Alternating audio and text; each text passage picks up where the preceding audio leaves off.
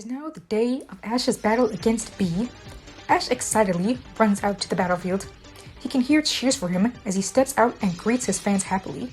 It's nice to get a lot of recognition before his battles lately, going from his very first battle, where he had pretty much no clapping at all. However, his applause did not even compare to Bee, who has the entire stadium roaring upon her entrance. And yet, her face is stoic.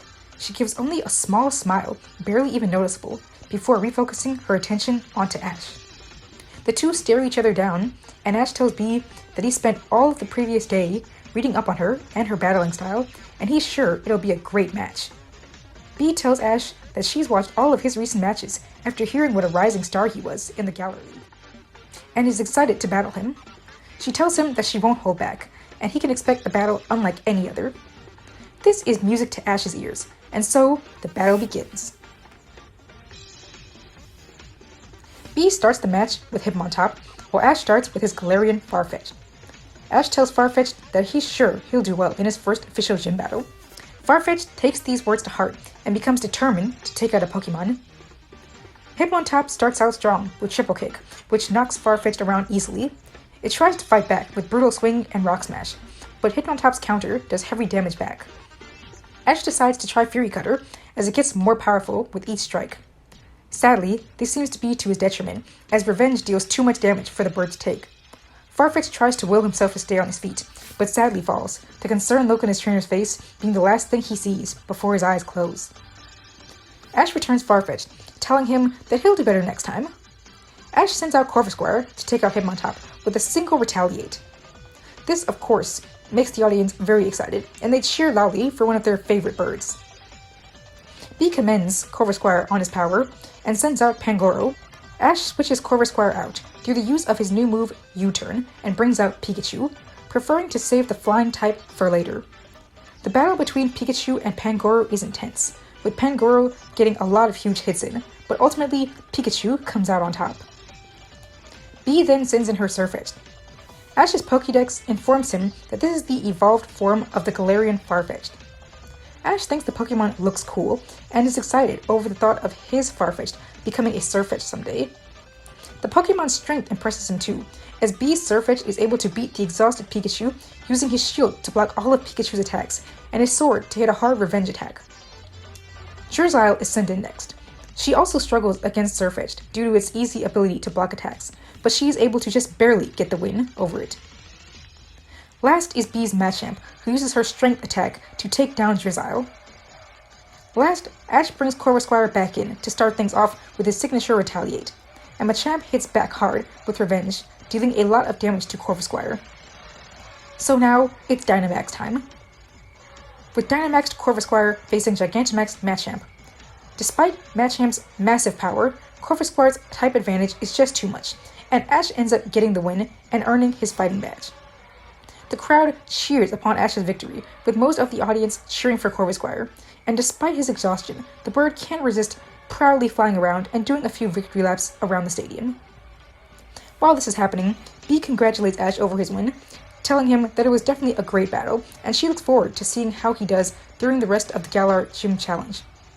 Ash thanks Bee and tells her that it was an amazing match, and that he hopes that he can battle her again someday. He waves to the audience before exiting the battlefield, his new badge in hand. After getting his Pokemon treated at the Pokemon Center, Ash rewards his team for a hard-fought battle with a nice curry dinner. While everyone is eating, Milcery notices Farfetch'd standing in a nearby corner, his food untouched. She goes over to see if he's okay, and Appleton joins her. Milcery asks Farfetch'd what's wrong, but he remains silent, his face emotionless. Ash and Gloria notice the situation. Gloria questions if Farfetch'd may be sick, but Ash feels it's something deeper. He asks Farfetch'd if he's upset because he lost in the gym battle earlier, and the Pokemon nods. Ash tells him that everything is fine, and he'll do better next time. But this doesn't cheer the Pokemon up. Appleton and Milcery become concerned, but Farfetch'd still doesn't move. The other Pokemon gather around and attempt to give him words of encouragement, but to no avail. Farfetch'd waves them off to return to their food as he stands there, silently. The Pokemon go back to their meals, and Ash walks away as well. Gloria asks how he can just leave Farfetch'd hungry, and Ash says that he isn't leaving. He then tells Farfetch'd to join him outside for some training. If Farfetch'd won't eat, I won't either. Come on, Farfetch, let's go do some training. At this hour? Gloria asks, and Ash says that it's never too late for training. This finally perks Farfetch'd up, and he follows Ash outside. Gloria is impressed. It's no surprise how Ash became a champion. He's so dedicated to his Pokemon, even stopping a meal to help one of them train. She wants that same determination and strength. She needs it if she's ever to defeat Leon. And Ash. The next day, Alistair takes over as gym leader. Gloria goes out into the field, and she gets quite a welcoming entrance through the good amount of cheers from the audience. But she is surprised as she walks out into the arena with no gym leader in sight. It isn't for a few moments that she finally sees a small boy with a mask emerge from the opposing side of the stadium. The small child walks up to her and just barely gives her a small wave. Gloria greets him happily, telling him that she's excited for their gym battle. But Alistair just mutters quietly to himself, his eyes on the ground. Gloria is confused by this and asks if he's alright. Finally, Alistair speaks, though Gloria can just barely hear him. Not only is the crowd still cheering loudly for their leader, but Alistair is whispering behind a mask. He says that he's familiar with Gloria as a trainer, but he won't lose this battle. And before Gloria can say anything else, Alistair is turned around to make his way to his side of the battlefield. So Gloria goes to her side as well. From the stadium, Ash wonders what Alistair said to Gloria, as there was no way he could hear over the cheers. But nevertheless, he's ready to see the interesting battle.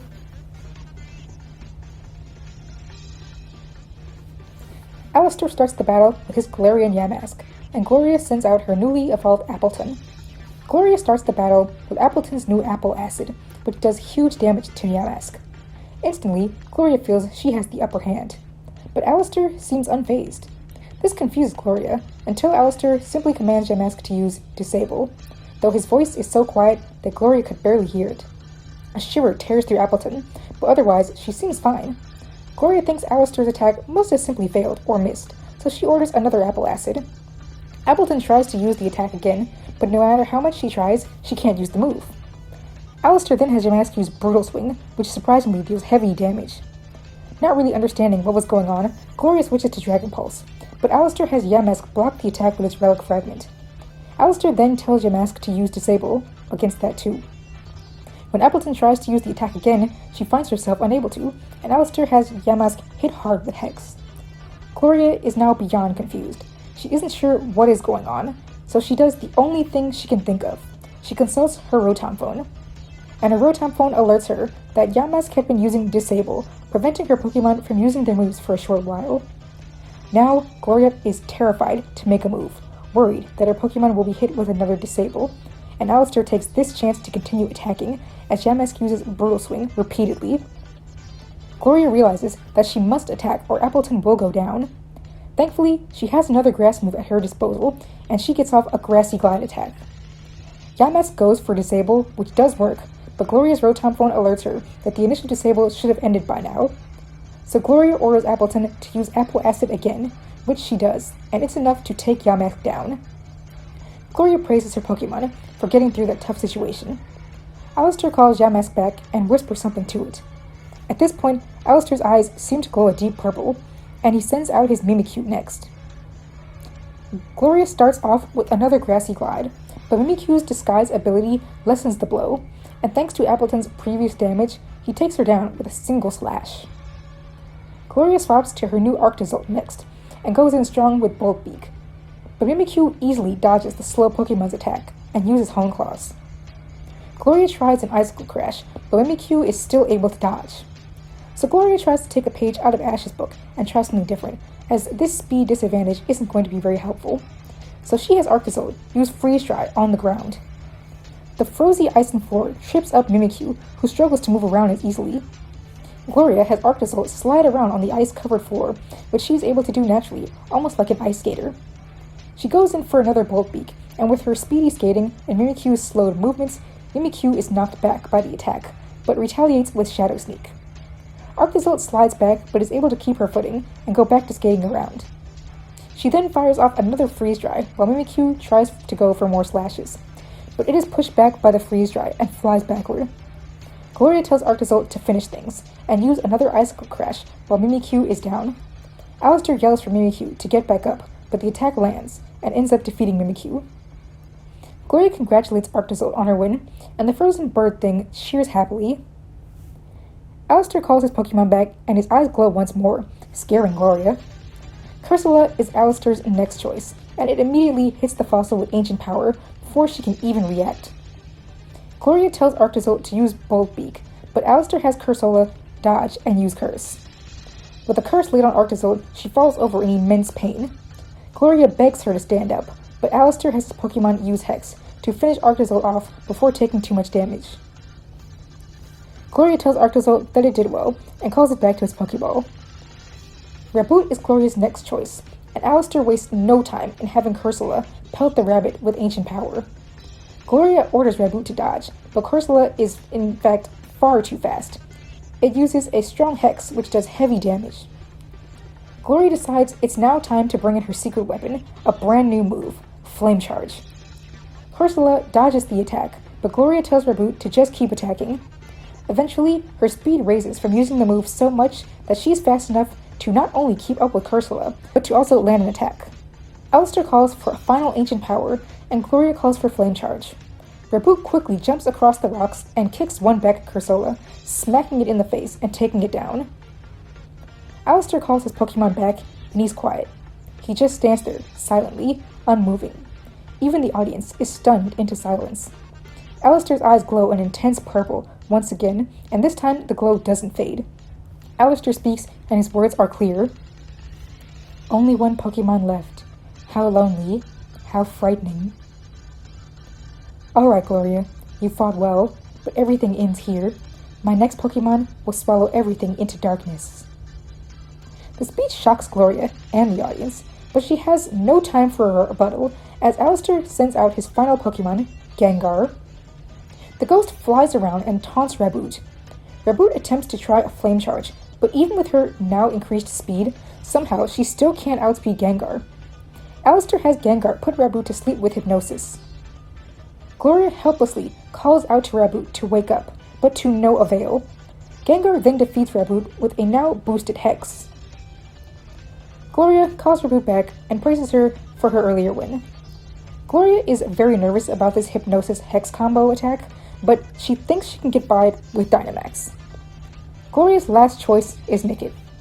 The two speedy Pokemon glare at each other and begin firing a flurry of moves at each other without even commands from their trainers, and yet each is fast enough to dodge the opponent's attacks. Nickit may be small, but he's fierce and won't back down. Alistair even seems a bit surprised to see such speed and strength from such a small Pokemon, so he doesn't let his guard down. Gengar uses Hypnosis, but Nickit is able to evade with Quick Attack. Gloria commands a Lash Out, and Gengar just barely dodges it. Gengar sinks into the ground and emerges behind Nickit and lands a Venoshock. But Nickit refuses to fall. Gloria knows she can't risk anything, and Alistair is ready to finish things. We all know what time it is. Dynamax Nickit versus Gigantamax Gengar. Gengar's Max Ooze hits hard, but Nickit is able to hit harder with Max Darkness. Alistair tries a G-Max Terror, but Nickit is able to deflect it with a second Max Darkness.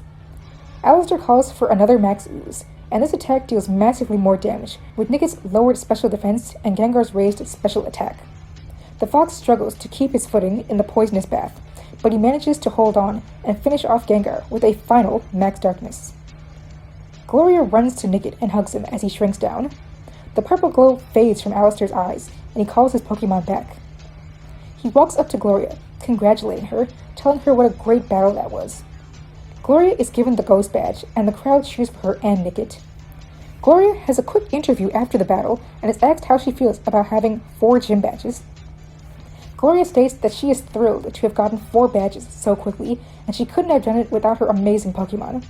The interviewer asks if there's anyone she'd like to send a message to. Yes, I do. Marnie, I've got 4 badges now. I'm catching up to you. Let's meet up and have another battle soon. And Bead, I still haven't forgotten that you owe me a battle.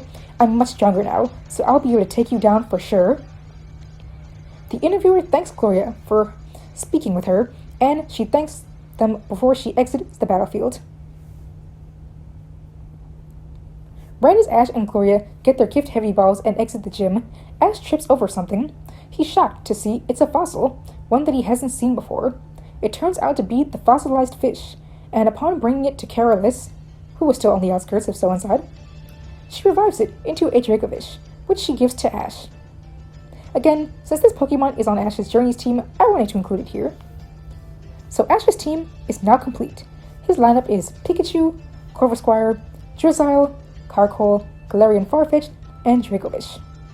Dracovish is the team oddball. Being placed into this unfamiliar time period, he isn't too sure how to adapt, but he does still seem to be at least very skilled in battling. Perhaps it was a strong battler in ancient times. Still, it tries its best to fit in with the rest of the team and befriends Arctozolt, and she's also having to adapt to this strange new environment that she is now placed in. After leaving the gym, Ash and Gloria are trying to decide their next path of action after they leave Stow-on-Side. But while talking, they hear a commotion in the north of town. They run over to see what's going on, and they see that it is Bead trying to destroy the mural with a Caparaja. The duo is shocked by this, and they demand he stop, but he refuses. Furious, Gloria yells at him, telling him he's gone way too far. He has no right to destroy a Galar landmark for whatever selfish reasons he has. Ash asks why he's doing this, but Bead ignores him and tells him to just go away. He's doing this for the chairman. Gloria tells him that no one would ever approve of this and challenges him to a battle under the condition that he stop the destruction if she wins. Bead smirks at her, and this time he finally accepts, telling her that he'll wipe the floor with her and get back to what he was doing in a matter of seconds. Gloria is stunned. She'd been waiting for this moment for a long time, and now she'll finally get her battle. With what Gloria knows about Bead's team, she battles him with her Nickit. Bead starts with his now evolved Duosion. Bead remarks how Gloria's Nickit still hasn't evolved, while his Pokemon have, so victory will surely be his. He starts things off with Reflect, and Nickit goes for Snarl, which isn't weakened from the Reflect. The attack does huge damage, clearly more than Bead expected. He commands a Light Screen attack, now protecting his team from all types of attacks. Gloria isn't phased, however, and orders a foul play. Despite the Reflect, the attack still does major damage. Bead switches to his Gothorita, and Ash and Gloria are both impressed to see Gothita evolved as well. Gothorita uses Rock Tomb, but Gloria has Nickit dodge with Quick Attack, then strike with Foul Play. Again, Gothorita takes heavy damage. Bead commands the same attack, but Nickit uses Snarl to take Gothorita down. Bead is shocked how quickly Gothorita went down, and furiously sends out his Galarian Ponyta. This time, Gloria doesn't even fawn over how cute it is, and simply commands a Foul Play attack. Bead orders a Fairy Wind, but Nickit dodges it. At this point, the Reflect fades, and Nickit can use a full-powered Foul Play to defeat Ponyta. Ash cheers for Gloria, but Bead angrily tells him to shut up, as he sends in Duosion. The light screen now fades, so Bead has Duosion set both screens up again, but while doing this, Nickit continues hammering away with attacks, which, though weakened, are still super effective and are hitting hard. Bead returns to Ocean again and sends out his Hatchrim. Gloria compliments Bead on raising his Pokemon team so well, but states that he won't be winning this. Bead rejects this claim and orders a Dazzling Gleam. Nickit attempts to dodge, but winds up taking a hard hit. Gloria calls out to Nickit to use Snarl, which will weaken Hatchrim's long-ranged attacks. Bead continues calling attack after attack, but Nickit is able to dodge most of them, and even when he is hit, the attack doesn't do as much damage. Eventually, after a strong quick attack, Hatchrim falls. Bead seethes where he stands, sending out Duosion, his last Pokemon. However, he doesn't command an attack. Ash is confused, and wonders out loud why Bead doesn't order a move. Gloria answers the truth. Bead's Duosion has no moves which can hit Dark types. Not only that, but it's taken a lot of damage already, so a final Foul Play is all that it takes to knock Duosion out. Gloria has done it. She's finally battled Bead and won. Nickit runs happily over to Gloria and begins to glow. He evolves into Thievul, and Gloria celebrates. Bead, on the other hand, furiously yells at Gloria, claiming that she cheated. Ash argues back that it isn't Gloria's fault that she had a perfect counter for his team. In the midst of their arguing, Rose eventually arrives to the scene, and he is furious as well. He disqualifies Bead from the gym challenge for his actions, and Bead is also equally angry upon hearing this and yells that Rose, Ash, and Gloria will all pay for this. Rose, saddened by Bead's actions, quietly states that he wished Bead would have put his passion to more important cause. like the impending energy crisis. Gloria goes over to ask Rose what energy crisis he's referring to.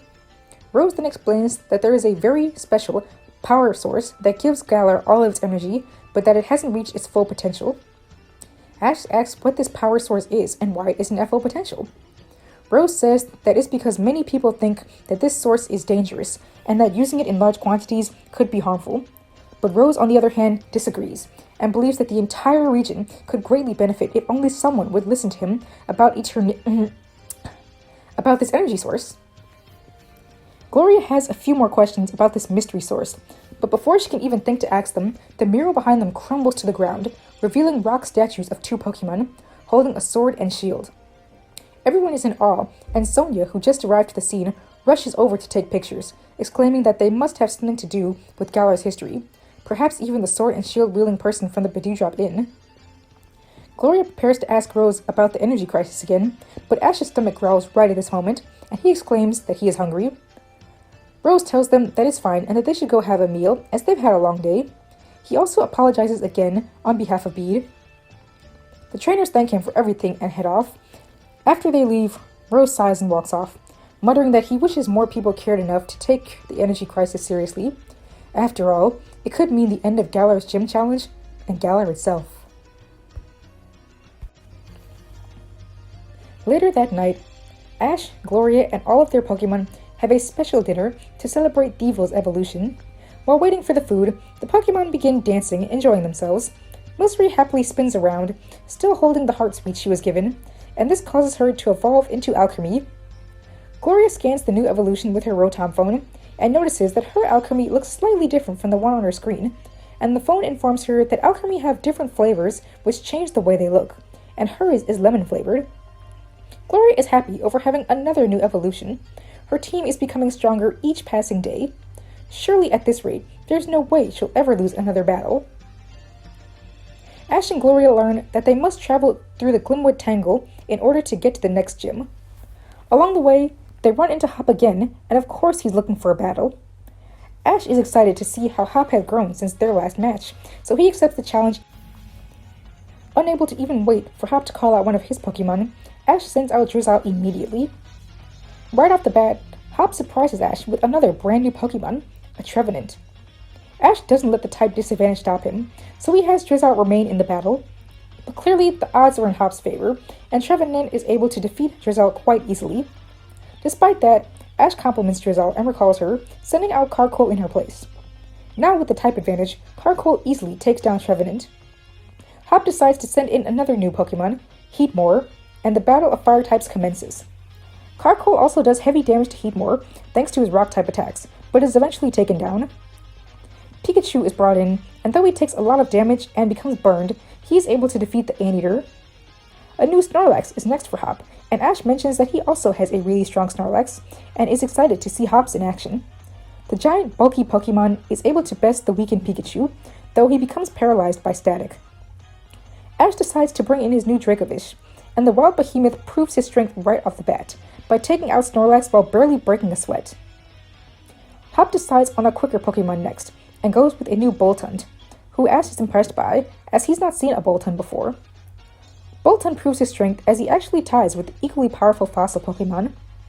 At this point, Gloria and Ash are impressed by the new Pokemon Hop has, though Gloria wonders why he'd already decided to rotate out Silicobra, Cramorant, and Toxel so soon.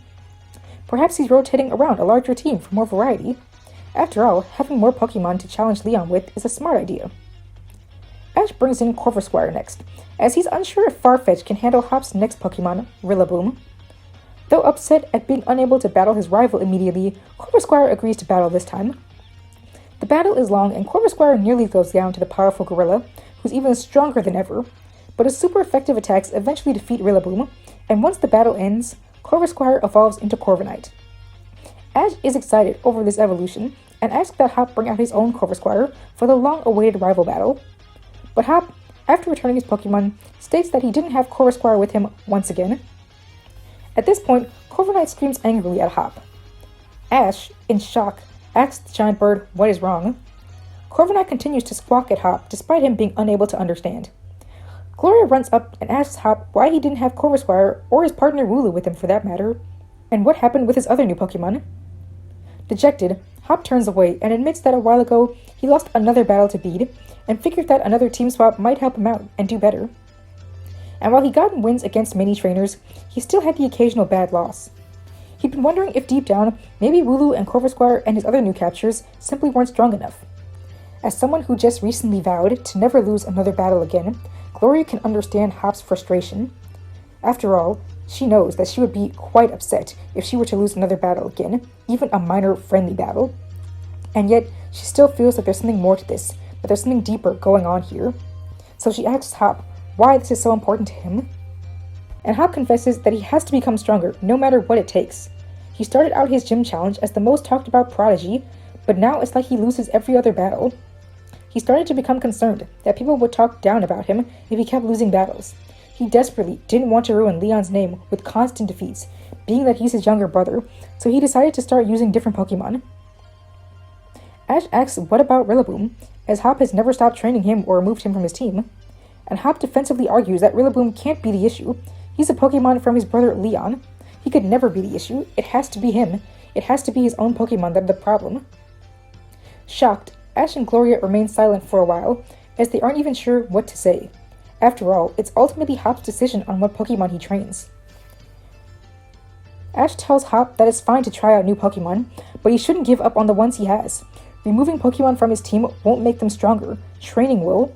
If Hop wants his Pokemon to meet higher standards, to be able to beat Bead and eventually Leon, he has to work with them, train them, not leave them behind and just get new ones. Ash asks Hop, "Do you believe in your Pokemon or not?" And Hop just stands, silently, unable to even meet Ash's eyes.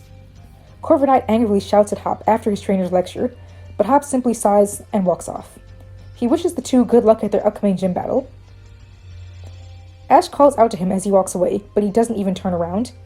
Corviknight continues angrily growling until Hop is completely out of view.